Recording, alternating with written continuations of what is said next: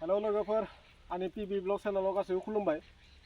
आङो दा मोनसे जायगायाव थांनो नागिरदों, थेवब्लाबो नोंथांमोननि थाखाय मोनसे इम्पर्टेन्ट भिडिअ लाबोनो होननानै नैबे लामायाव लाखिथ'बाय सारियाफाले बागान गेजेराव।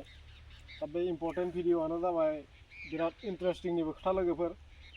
आंनि इउटुब बानायनायनि खस्थ'नि फिथाइया दिनै सफैदों होनना बुंजागोन। मानोना नैबे गुगोल एडसेन्स पिन, बेयो गुगोल एडसेन्स पिन बे फैयाब्लाथ' इउटुबारफोरा बांद्राय इन्टारेस्ट मोना जायो। बे फैयोब्लासो इउटुबारफोरा गोसोआ एसे एक्साइटेड जायो नालाय, इन्टारेस्टिंआ बारायो भिडिअ बानायनायनि। आरो बेनि थाखायनो गोबाङानो बायदिसिना भिडिअ बानायो, सोरबा ब्लग बानायो, सोरबा रिल्स बानायो, आरो सोरबा सोरबा भाइराल भिडिअ बानायो। दा आङो बेखौनो बुंनो सानदों, आंनिया बे जिनिसा दिनैसो फैदों आरो फैनाय लोगो लोगो आङो बेखौ एड्रेस भेरिफाइ खालामखांबाय। एड्रेस भेरिफाइ खालामखांनानै आं नोंथांमोननो दा भिडिअखौबो बानायबाय लोगो लोगो। आं दासो लाना फैदों बेखौ पस्ट अफिसनिफ्राय।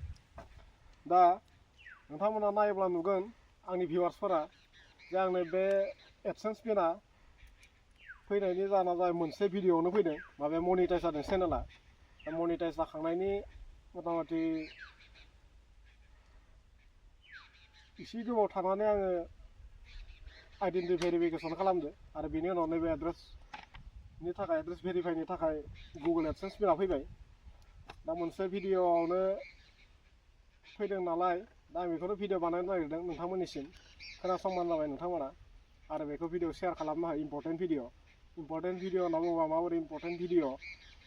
बे भिडिअआ जाबाय माखासे भाइराल भिडिअ बानायग्राफोरनि थाखाय, गाज्रि भिडिअ बानायग्राफोरनि थाखाय इम्पर्टेन्ट। मानो जोङो बे जिनिसखौ मोननो थाखाय, गुगोल एडसेन्सनिफ्राय पिन मोननो थाखाय गाज्रि भिडिअ बा भाइराल भिडिअ बानायलायनो खुनु गोनांथि गैया। मोजां भिडिअ बानायनानैबाबो जोङो बेखौ लाबोनो हायो इउटुबनिफ्राय। नोङो गाज्रि भिडिअ बानायगोन मनिटाइज खालामनो थाखाय बा डलार खालामनो थाखाय, डलार खामायनो थाखाय।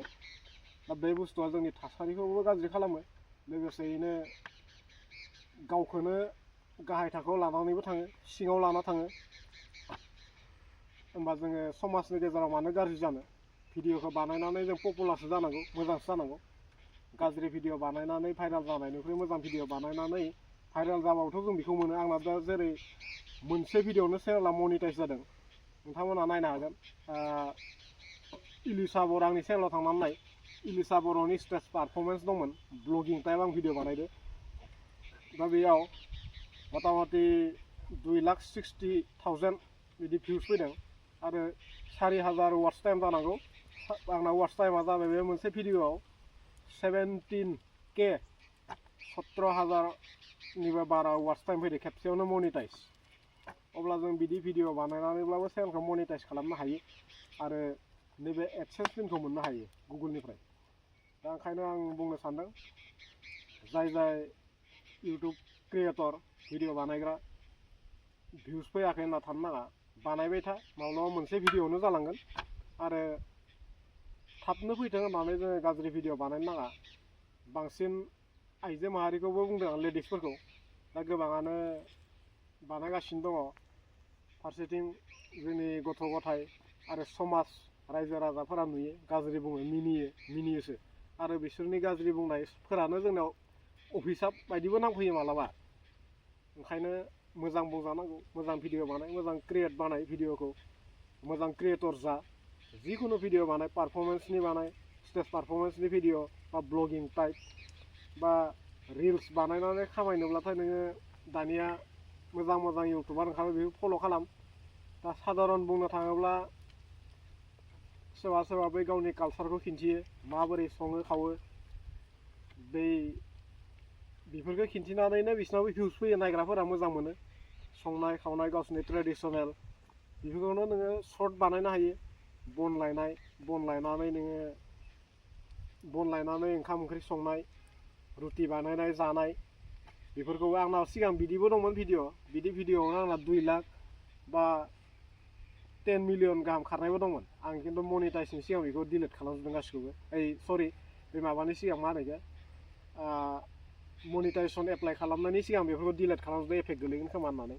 खिन्थु आंनाव बिदिबो खारनाय दंमोन सिगां, करर बिदि सर्टआ, सिम्पोल सर्ट बिबारनि खेबनानै होदोंमोन सिम्पोल बिबारनि बेयावनो 10 मिलियन 45 लाख बिदि खारजोबदोंमोन आरो दा जायखिजाया आं भिडिअ बानायनायनि ओंथिया जाहैबाय बेनो नोंथांमोना भिडिअ बानाय गाज्रि भाइराल खालामलायनो नाङा आरो मोजां भिडिअ बानायनानैबाबो जोङो बेखौ गोजौआव लांनो हायो नैदि गुगल एडसेन्सनि पिनखौ मोननो हायो चेनेलखौ मनिटाइजेसन खालामनो हायो इजि एकदम इजि भाइराल भिडिअ खालामलायनो नाङा गाज्रि खालामनो नाङा भाइराल माने मोजांनि भाइराल खालाम गाज्रिनि भाइराल खालामनानै बदनाम जानो नाङा आं बेखौनो बुंनो होननानै दिनै मोनसे जायगायाव थांनो रेडि थेवबो नैबेखौ लाना फैखाबाय आं पस्ट अफिसनिफ्राय ओमफ्राय बिदियैनो नोंसोरखौ भिउवार्सफोरनो एसे मिथिहोनो होननानै दा बे भिडिअ बानायनाय जादों जाहाथे भिउवार्सफोरा गोनो गोथो जाया जोंनिया चेनेला मनिटाइज जानाय नङा खोमा एडसेन्स पिन मोननाय नङा खोमा होननानै ओंखायनो दा बेखिनियानो बाथ्राया लोगोफोर नोंथांमोना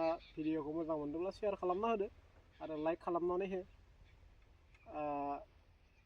बेखिनियानोसै बुंनो गोनाङा लोगोफोर दे बिदिब्ला गासैखौबो थेंक्स फर वाचिं बाय बाय जय हिन्द